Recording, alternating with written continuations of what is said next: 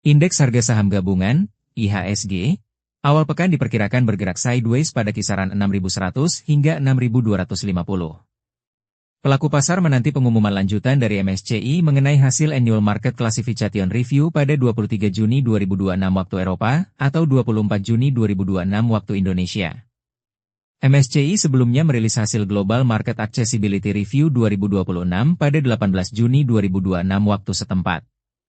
Tinjauan itu bersifat kualitatif dan terpisah dari Annual Market Classification Review, yang akan menentukan status klasifikasi pasar termasuk penegasan status Indonesia di emerging market. Respons investor terhadap pengumuman MSCI sebelumnya mengenai hasil Global Market Accessibility Review cukup positif.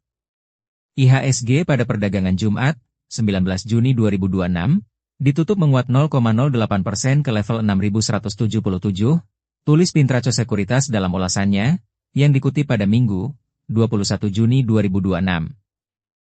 Dalam laporan tersebut, Indonesia masih masuk dalam kategori emerging market, namun Indonesia masih mendapatkan penilaian negatif terkait transparansi kepemilikan saham dan perdagangan terkoordinasi yang mengganggu pembentukan harga pasar yang wajar. MSCI juga mencatat kurangnya informasi dalam bahasa Inggris bagi investor asing.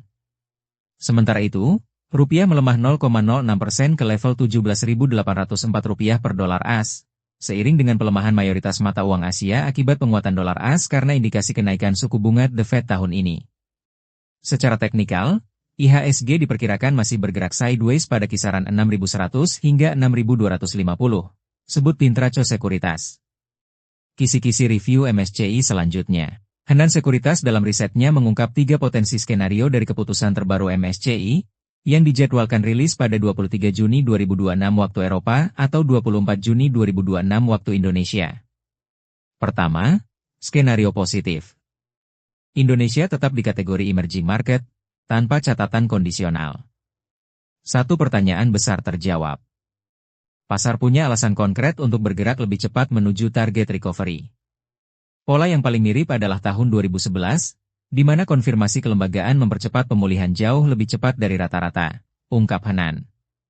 Kedua, netral.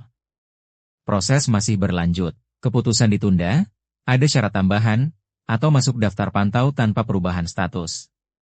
Tidak ada kabar buruk, tapi juga belum ada kepastian. Pemulihan pasar bakal tetap berjalan, hanya lebih lambat dan lebih bergantung pada perbaikan domestik yang terukur. Ini skenario yang paling membutuhkan kesabaran. Ketiga, negatif. Indonesia turun ke kategori frontier market atau masuk watchlist untuk penurunan. Dana investor pasif global akan dipaksa menyesuaikan kepemilikannya, yang berarti tekanan jual terstruktur dalam jangka pendek. Di lain pihak, Stockbit Sekuritas mengemukakan bahwa ke depan, selain penegasan status Indonesia di emerging market, investor juga perlu mencermati apakah pembekuan bagi pasar Indonesia akan dicabut atau dipertahankan dalam pengumuman Annual Market Classification Review pada 24 Juni 2026 waktu Indonesia.